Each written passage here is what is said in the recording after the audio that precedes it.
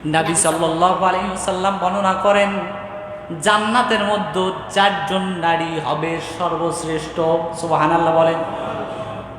আব্দুল্লাহ ইবনে আব্বাস রাদিয়াল্লাহু তাআলা আনহু থেকে বর্ণিত, ইমাম আহমদ বর্ণনা করেছেন 2668 নম্বর হাদিস।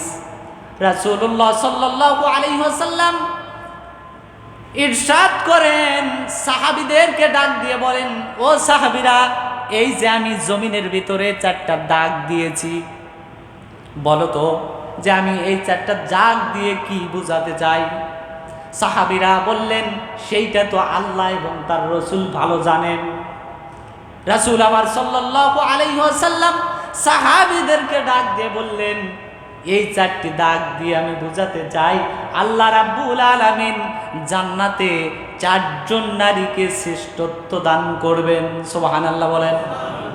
এই চারজনের একজন হলেন খাদিজা বিনতে খুয়াইলিদ, দ্বিতীয়জন হলেন ফাতিমা বিনতে মুহাম্মদ, তৃতীয়জন হলেন মারিয়াম বিনতে ইমরান, আর চতুর্থ জন হলেন ফেরাউনের স্ত্রী আসিয়া আলাইহিস সালাম। কয়জন হলো? এই চারজনকে আল্লাহ রাব্বুল আলামিন জান্নাতে শ্রেষ্ঠত্ব দান করবেন। সুবহানাল্লাহ। আল্লাহ রাব্বুল আলামিন মূসা আলাইহিস সালামকে পাঠিয়ে দিলেন, যাও, এখানে আর থাকা যাবে না, তারা তোমার বিরুদ্ধে বিরোধিতা শুরু করবে। সেখান থেকে স্থান ত্যাগ করতে বললেন। মূসা আলাইহিস সালাম তার বাহিনী নিয়ে চলে আসলেন। ফেরাউন পেছন পেছন ধাওয়া করতেছে। আস্তে আস্তে সকালবেলা ফেরাউন বাহিনী মূসার বাহিনীকে দেখে ফেলল।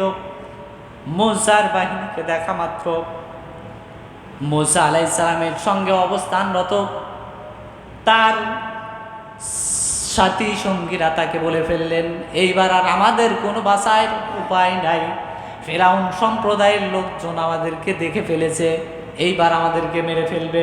মূসা আলাইহিস সালাম তখন বললেন, ক্বালা কাল্লা ইন্না মাইয়া রাব্বি সায়াহদিন। কখনো নয়, কখনো নয়, নিশ্চয় আল্লাহ রাব্বুল আলামিন এইমাত্র আমাদেরকে কোনো আসল সঠিক একটা পথ দেখিয়ে দেবেন। সুবহানাল্লাহ। কারণ আমরা এখানে এই কয়জন না, ইন্নাল্লাহা মা'ানা,